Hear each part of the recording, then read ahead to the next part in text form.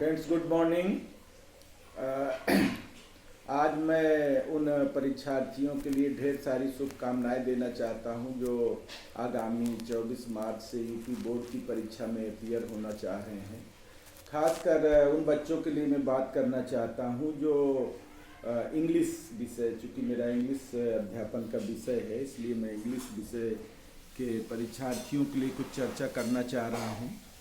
English का जैसा कि आपको पता है कि 7 मार्च को इंग्लिश का पेपर है और 7 मार्च को ये इसकी टाइमिंग है 8:30 to 11:45, 8:30 से 11:45 तक।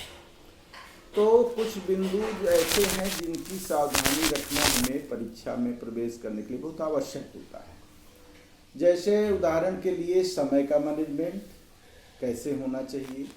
सेंटर पहुंचना सबसे बड़ी चुनौती है, खासकर प्रयागराज के बच्चों के लिए। इस समय कुंभ मेला का आयोजन चल रहा है, सारी सड़कें भीड़ से भरी हुई हैं और जैसा कि आईसीएसई और सीबीएसई बोर्ड की परीक्षाओं में देखा गया है कि किस तरह से सेंटर पहुंचने में जद्दोजहद करना पड़ा है। परीक्षार्थियों को बड़ी मुश्किल से सेंटर में पहुंचे हैं, कई लोगों की परीक्षाएँ छूट गई।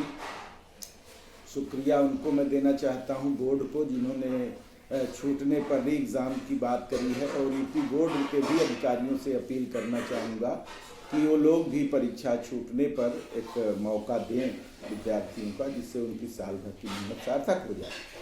अब मुख्य बिंदु पे हम बात करना चाहते हैं। मुख्य बिंदु यह है कि समय से सेंटर पर पहुंचने के लिए 8:30 से पेपर है, तो ये तो मान के चलिए कि आपका प्रवेश 8:30 बजे के बजाय 8 बजे देना होगा, वहाँ पहुँचना होगा।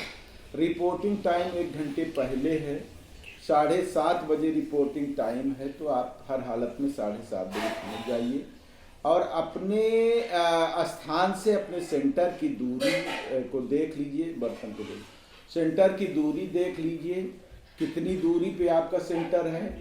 और ये आपको निर्देशित किया जाता है कि आप सेंटर 1 दिन 2 दिन पहले जरूर देख लें, जिसमें रास्ते में कोई व्यवधान उत्पन्न ना हो।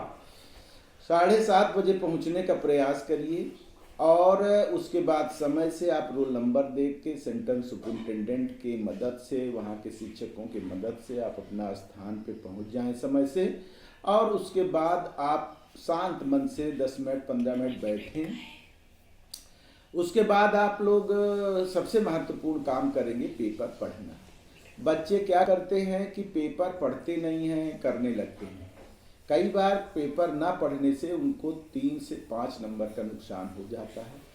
कई बार क्वेश्चन का रिपीटिशन होता है, कोई पोयम का रिपीटिशन हो सकता है, कोई ग्रामर का रिपीटिशन हो सकता है, प्रीपोजिशन का हो सकता है, या मीनिंग, वर्ड मीनिंग, वोकैबुलरी का हो सकता है। इसलिए हमें पेपर पूरी तरह से पहले पढ़ के ही स्टार्ट करना चाहिए और गवर्नमेंट ने इसके लिए 15 मिनट का समय यूपी बोर्ड ने दे रखा है, क्योंकि 3 घंटे की जगह 3.25 घंटे का पेपर इसीलिए किया गया है। तो कुछ जनरल इंस्ट्रक्शन हैं जो आपको परीक्षा हॉल में जाने के पहले क्या क्या रखना है अपने पास आपको रखना है पेन, जिसमें ब्लू और ब्लैक बॉल पॉइंट पेन रहना चाहिए। तो ब्लैक 2 पेन तो कम से कम हो ही आपके पास, और 3 हो, 4 हो, क्योंकि कभी कभी क्या है, आपके बगल में बैठा कोई परीक्षार्थी, उसका पेन नहीं चल रहा है किसी कारणवश, तो आप पेन उसको शेयर कर सकते।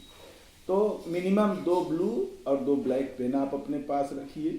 उसके साथ पेंसिल भी रखिए। कई बार सब्जेक्ट्स में अलग अलग मार्जिन खींचना होता है या कोई ड्रा करना होता है, तो उसके लिए पेंसिल भी ज़रूरी है।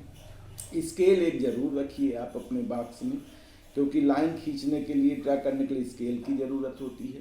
एडमिट कार्ड और आधार कार्ड 2 चीज़ें आप ज़रूर रखें अपने पास। एडमिट कार्ड आपका जो परीक्षा का प्रवेश पत्र है, उससे ही आपको एंट्री दी जाएगी। उसमें प्रॉपरली फ़ोटो लगी है कि नहीं, साइन है कि नहीं। अगर इस तरह कोई टेक्निकल प्रॉब्लम है तो आप स्कूल से उसको करेक्ट करा लें। उसके बाद आप मनी, जो महत्वपूर्ण है, आप अपने पास 100-200 रुपये ज़रूर रखिए, जिससे आप अपने गंतव्य स्थान तक समय से पहुंच सकें। तो इन सारे इंस्ट्रक्शंस का ध्यान रखते हुए आपको परीक्षा की ढेर सारी शुभकामनाएं देता हूं। और कल से मैं ये सीरीज चलाऊंगा, चूँकि 7 मार्च को आपका इंग्लिश का पेपर है, तो कुछ जनरल इंस्ट्रक्शंस ऐसे दूंगा कि 7 मार्च तक आप अगर मेरा खाली वीडियो देखते हैं तो आपको बहुत सारे मार्क्स का इंक्रीजमेंट मिल जाएगा। तो इसलिए आज इतना ही, और कल से मैं एक एक टॉपिक पे कि लिटरेचर कैसे करना है, ग्रामर कैसे करना है, और पोएम पोएट्री सप्लीमेंट्री के क्वेश्चन कैसे सॉल्व करना है, ये सब के बारे में चर्चा करूँगा। आज के लिए इतना ही। Thank you very much.